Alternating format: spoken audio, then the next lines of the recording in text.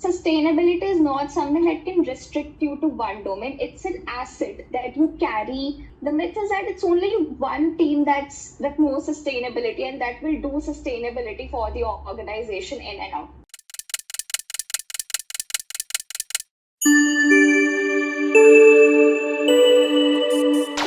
Welcome back to another show of Echoes After EOD. Today's guest is someone who's turning climate conversations into boardroom strategies. She's built a career at the intersection of business, impact, and innovation. Please welcome Anisha Arora, who is a senior manager at Capgemini Invent. It's great to have you, Anisha. Welcome to the podcast. Thank you for having me. I was going through your profile, Anisha. I saw that you have transitioned to the sustainability practice.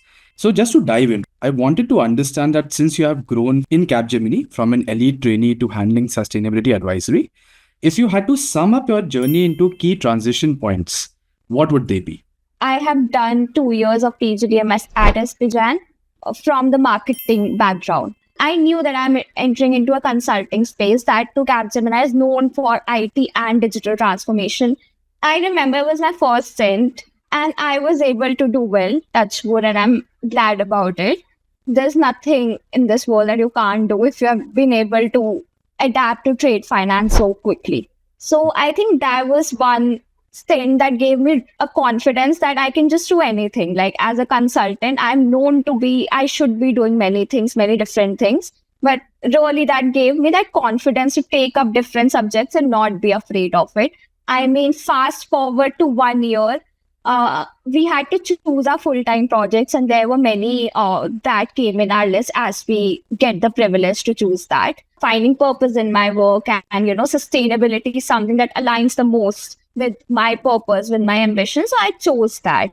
Initially, I did a little struggle because sustainability is not a domain which can be driven by somebody without a background, to be very honest. So I had to read a lot, shadow a lot of those projects, do a lot of trainings to really get from a generalist perception to now a little more specialist perception of sustainability that, I can go in front of the clients and talk about decarbonization, climate change. These two were the main transitions. One interesting thing which you mentioned was that you were interested in sustainability.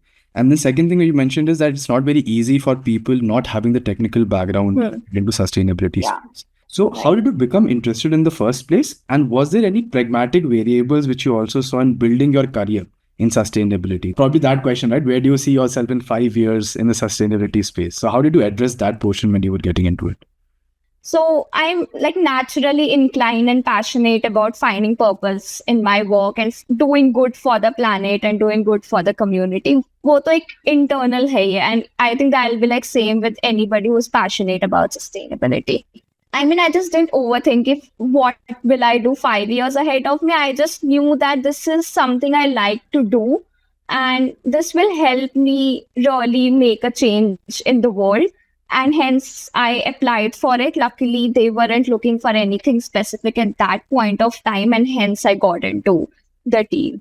But now we try to find professionals that have at least 5 years of experience doing some aspect of sustainability, social, carbon footprint reduction, energy, waste, water, nature-based solution, biodiversity. Somebody should have some experience doing in each of the core technical domains. Understood. People assume that sustainability is kind of a niche space right now where it becomes specialized at some point. When you have worked for 2 or 3 years in the sustainability space, do you become stereotyped in the industry? And if you want to change into some another domain going forward, is that switch possible? Sustainability is not something that can restrict you to one domain. It's an asset that you carry to any other team. The myth is that it's only one team that knows sustainability and that will do sustainability for the organization in and out. But it's actually not the case. Sustainability strategy is just equal to business strategy. It's just equal to any other strategy for the organization.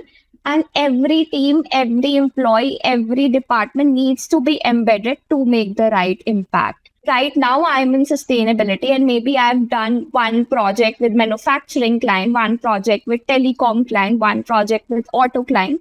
I can easily switch to an auto industry I mean, of course, I will have to learn more about the auto industry from other point of views as well. But that sustainability point of view will be an asset. Thanks for busting that myth, because that's a very good call out, right? Sustainability is something which everyone in the organization should carry forward. It's not a one man's job. And your previous answer, you also mentioned the different sustainability topics. You mentioned that environmental sustainability, social sustainability. And probably I'm also ignorant to the fact that what types of sustainability projects are there. If you want to just elaborate upon the sustainability bracket in general, so how would you divide that? And what all themes of sustainability would there be while implementing a project? I think the most basic framework that's used to divide sustainability topics are E, S, and G. Environment, like any topic, any initiative that makes a positive change on the environment or reduces the pace of climate change, will fall under environment. Social, anything that again positively impacts the people, the community, or reduces the harm to them, like forced labor, as an example, or human rights. Increasing access to healthcare, to public welfare will come under social.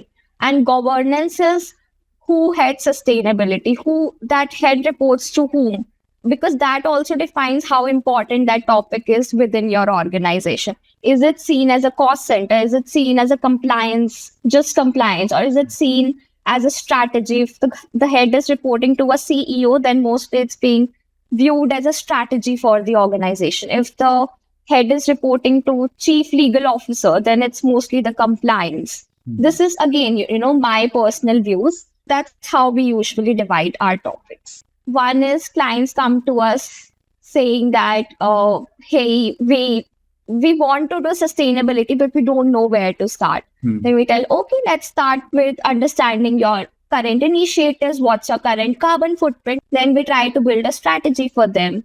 Or clients come to us that, we have been doing a lot of initiatives, but our stakeholders don't know about it, what to do. Okay, then we'll do a sustainability reporting for you. We'll build a communication strategy around. Clients have also come to us saying that we want to upskill our leaders, our employees. Can you help us with that? So these are like some of the examples. Now the companies have moved beyond the buzzword and they're actively looking at basically implementing sustainability and are really concerned about from the reporting perspective as well. So when you have gone through these projects, what do you think that how do we balance between the ambition and the reality of implementation of sustainability in these type of projects? Where do they overpromise and where do they compromise on certain targets as per your experience? In terms of compromise, and the difference between ambition and reality comes into the sustainability investment that an organization is trying to make. Many clients still see sustainability as a cost center. Then it's a decision between decarbonizing your business versus the impact on your top line and the bottom line. If you are switching from grid electricity to renewable electricity, the price per kilowatt hour is almost half.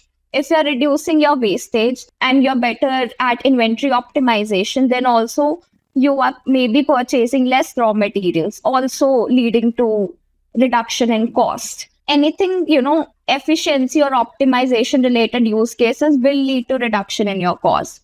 So that's the idea everyone is trying to give to clients, that it's not just a cost center now. It brings value to your business in the real sense. But there is always a struggle between the sustainability investment an organization wants to make versus their promises to stakeholders for decarbonization. Exactly. So, the initial investment which goes behind setting up this process, right? It may seem a lot to the client at first, but then the incredible benefits which accrue out of it on a sustainable period more by making that investment. We are at a crossroad of these two decisions. If a client is saving a lot of cost for that particular year by going to a particular material, and you suggest that, okay, go after a sustainable material, which will also help you like long-term basis. So if the two objectives are conflicting, I think that is where your job as consultants also come in, right? Where you show the long-term benefit and not only the short-term cost savings, which can come from a particular decision. Any such situation comes, we definitely give them a feasibility analysis. And that's why we are saying, net zero by 2050. Before you get to net zero, there are interim targets that you have to achieve, like near-term targets. You reduce your carbon footprint, say by 50% by 2030. Now, when we are giving the decarbonization levers to reduce carbon footprint by 50%, we not only will give those levers that have the potential to reduce only 50%, will give to reduce 70 or 75%. So that, because what you're saying, investment decisions, they can't do those 25%, they have the other options. Thanks for that, Anisha. Now, you have worked on multiple projects, and I could see that you have worked on decarbonization roadmaps, plant diagnostics, multilateral accounts as well. So, out of these, what do you think was the most challenging project for you? And first of all, how did you navigate through it and what did you learn out of it? I think there is this decarbonization roadmap that we were building for a telecom tower company. Now, that company is already very mature in terms of their initiatives, in terms of implementation of innovative technologies. So when we suggested them decarbonization levers, the idea was that, a little communication that, will have to suggest the ideas that are practical and that are currently available. You might already be aware of it. But we tried our best that, we could find as many innovative ideas that are out there, even if they are not scalable at this stage. But, by when will they be scalable? Doing that feasibility analysis. What's the carbon potential reduction that you can get? What can be the estimated cost of that? Challenging project, but of course, a lot of learnings came out of it because I had to read a lot. As I said, they have been in that business and in sustainability for quite some time. I had to read that much to be on top of that and, suggest them more than they already know. Completely understood. How do you see the next big disruptions coming in this space? What you're personally excited or cautious about in this space going forward? I think many people would know this answer, which is artificial intelligence. Say, for example, the Ghibli art that came into a trend. Any generative AI consumes a lot of energy, guzzlers of energy and water. Every business is prioritizing Gen AI right now. Great if we can use it for the things that make the organization and people productive. But I'm really worried about indiscriminate use of AI because at the end of the day, they are using a lot of energy and water, which are again limited resources for us. But the tables can be turned if AI can be used, maybe develop some technologies that can help under the environment pillar of ESG. No, that's a fair point because you mentioned the Ghibli art trend, and these trends are so voluminous in nature and they spread so fast. Sam Altman also mentioned that they are working day and night and they're not able to manage the demand which is coming through it. Do you think that sustainable AI should be the keyword going forward and something should be done in that space because AI has taken over? Of course, there are some sustainability use cases of AI that have already been explored. If there can be a development that reduces the amount of energy and water that's being consumed by data centers. So, for example, many hyperscalers are being, I think, green data centers or something like that. Basically, they are running their data centers from the renewable sources of energy. That doesn't mean that you continue to consume a lot of energy, even if it's renewable, but still it's better than a fossil or a coal-powered energy. That makes sense and definitely a food for thought for all of the people who are working on the Gen AI space. Awesome. And I'm wrapped up with all my questions, Anisha. Thanks a lot for, first of all, being there on the podcast and breaking down sustainability in such a clear manner for me as well as all the listeners. Thanks a lot, Anisha, once again. Thank you for having me, Arnab. And again, you're doing a great initiative. Keep it up. Thank you so much.